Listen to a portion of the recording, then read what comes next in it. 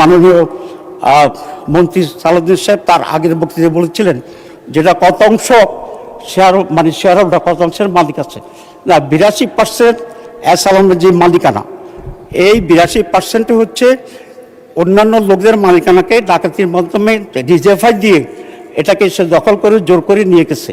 আমাদের দাবি এটা অরিজিনাল মালিকদের ফেরত দিতে হবে এবং যেভাবে সুস্থভাবে চলছিল সেটাকে অব্যাহত রাখার জন্য চেষ্টা করতে হবে, নাহলে গ্রাহকরা আন্দোলন করবে, ইসলামী ব্যাংকের পক্ষে যা আছে তারা আন্দোলন করবে এবং দেশে একটা বড় ধরনের আনরেস্ট হওয়ার সম্ভাবনা আছে। আমি সেই জন্য অনুরোধ করব যে আগের মতো করে ইসলামী ব্যাংকে ইসলামিক আদায় সৎ লোকদেরকে দিয়েই পরিচিত করার জন্য চেষ্টা করতে হবে এবং এস আলমের লোককেই বর্ষণের জন্য চেষ্টা করছে। কোনো এস আলমের লোক ইসলামী ব্যাংকের কাজও দিতে পারবে না। আজকে যে বিষয়টি এখানে উত্থাপিত হয়েছে এবং আলোচনা হচ্ছে, এটা অত্যন্ত একটি গুরুত্বপূর্ণ বিষয় বাংলাদেশের জন্য, বাংলাদেশের ইকোনমির জন্য। ইসলামী ব্যাংক যারা প্রতিষ্ঠা করেছিল তারা দেশের অত্যন্ত সম্মানীয় এবং অত্যন্ত যোগ্যতা সম্পন্ন ব্যক্তিরা ছিল এবং ইসলাম ব্যাংক বাংলাদেশের শুরুর পিছনে যিনি গুরুত্বপূর্ণ ভূমিকা পালন করেছিলেন এবং সহযোগিতা করেছিলেন, অনুমোদন দিয়েছিলেন, এটা আমার সামনে যারা বসে আছেন বিএনপির যিনি প্রতিষ্ঠাতা শহীদ প্রেসিডেন্ট জিয়াউর রহমান, এটা ওনারা জানেন কিনা আমি জানি না।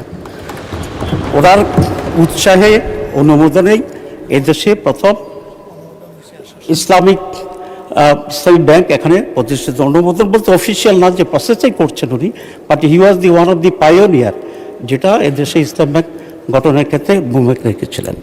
এবং ইসলাম ব্যাংক একটি আন্তর্জাতিক ইনভেস্টমেন্টের মাধ্যমে এখানে তৈরি হয়েছিল। আপনারা জানেন এখানে আইডিবির ফান্ডিং ছিল, কুয়েত ফাইন্যান্স ব্যাংকের ফান্ডিং ছিল, আল রাজি যেটা বিশাল কোম্পানি আল রাজি সেখানে ফান্ডিং ছিল এবং বাংলাদেশের কতিপয় ইসলামপ্রিয় মানুষের ফান্ডিং ছিল।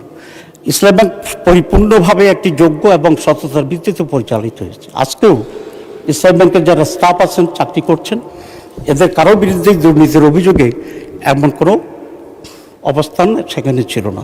ইট ওয়াজ ফুললি একটা নিরপেক্ষ স্পিরিচুয়াল স্পিরিট এবং সততার ভিত্তিতে ইফিসিয়েন্টলি এই ব্যাংক পরিচালিত হয় এবং সেই কারণেই এশিয়াতে 11 বারের মতোই এই ব্যাংকটি প্রধান প্রাইভেট সেক্টরের প্রধান ব্যাংক হিসাবে আবির্ভূত হয় এবং যেটা বলেছে সবচেয়ে গণমুখী ব্যাংক ছিল ইসলামী ব্যাংক।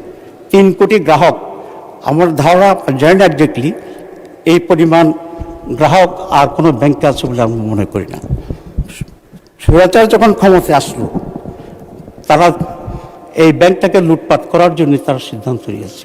এস আলমের মতো ব্যাংক লুটের বিশ্ব ডাকাত আনফর্চুনেটলি এই ব্যাংকের কর্ণধার হিসেবে তৎকালীন স্বৈরাচার শাসক তাকে সেখানে চলে যায়। আপনারা দেখেছেন যে রিপোর্টটা ইসলামী ব্যাংক একটা তদন্ত কমিটি করেছিল।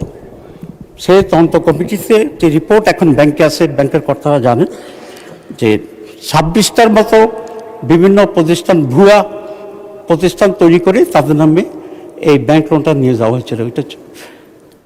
এই ভুয়া কোম্পানিগুলির 26 জন যারা আছে তাদের মধ্যে আপনার এস আলমের বাসার চাকর, তার চাকরানি, তার পিয়ন, তার কর্মচারী, এই ধরনের বহু লোককে দিয়েই একেবারে ভুয়া কোম্পানি গঠন করে আপনার 1,25,000 কোটি টাকা এই ইসলামী ব্যাংক থেকে সরিয়েছিল।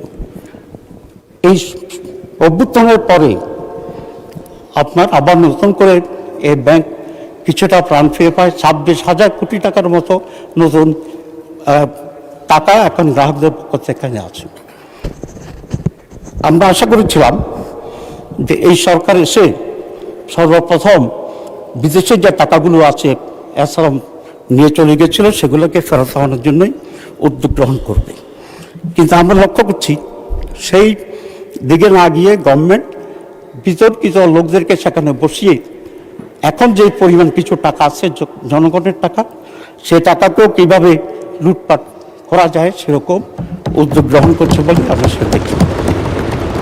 যে ব্যক্তিটিকে এখন চেয়ারম্যান হিসেবে নিয়োগ করা হয়েছে তার ব্যক্তিগত চরিত্র তারপরে টাকা আত্মসাৎ, ঘুষ খাওয়া, এই ব্যাপারে ইতিমধ্যেই বহু রিপোর্ট আমরা এখানে দেখতে পাচ্ছি।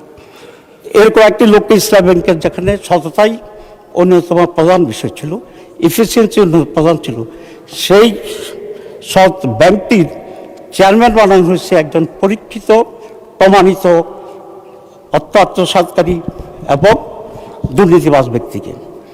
এরকম লোকেরা যদি এখানে চেয়ারম্যান হয়, তাহলে অ্যাসালামের মতোই তারা বাকির টাকাগুলোকে, জনগণের টাকাকে নিয়ে যাবে।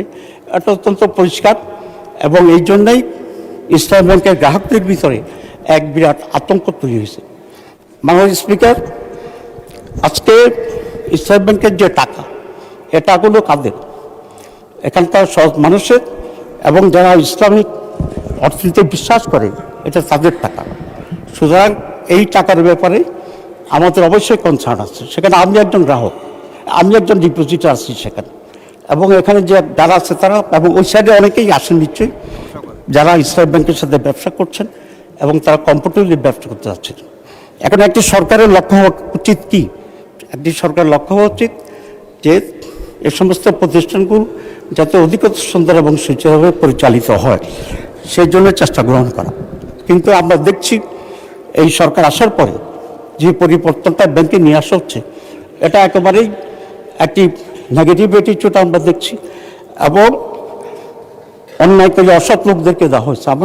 আমরা এটা জানতে চাই যে জুবাইদুর রহমান সাহেবকে চেয়ারম্যান করার পরে এখন যে ওমর ফারুক যে এটার এমডি ছিল, এই দুজনের নেতৃত্বে ব্যাংকটি আবার কিছুটা হলে স্বাভাবিকতা ফিরে পাচ্ছিল। কোন কারণে আজকে চেয়ারম্যানকে চেঞ্জ করা হলো, কোন কারণে এমডিকে পদত্যাগ করতে বাধ্য করা হলো, এটা এই জাজের কাছে পরিষ্কার থাকা উচিত। তো আমি এটা পরিষ্কার করে বলতে চাই যে ইসলাম ব্যাংক এর আগে যেভাবে ছিল মোহাম্মদুর রহমান এবং এমডি ফারুক, এদেরকে সেখানে রিহেবিলিট করে আগের পর্যায়ে রেখে তাদেরকে যে রিজাইন করতে বাধ্য করা হয়েছে, সেটাকে আবার উইথড্র করে ইসলাম ব্যাংকে স্বাভাবিকভাবে চলার জন্য সে সুযোগ করে দেওয়া দরকার।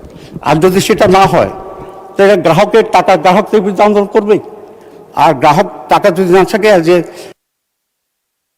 মাননীয় মন্ত্রী সালাউদ্দিন সাহেব তার আগের বক্তৃতায় বলেছিলেন, যেটা কত অংশ শেয়ার, মানে শেয়ার হোল্ডার কত অংশের মালিক আছে না, 82% অ্যাসালামের যে মালিকানা, এই 82% হচ্ছে অন্যান্য লোকদের মালিকানাকে ডাকাতির মাধ্যমে ডিজেফাই দিয়ে এটাকে সে দখল করে জোর করে নিয়ে গেছে।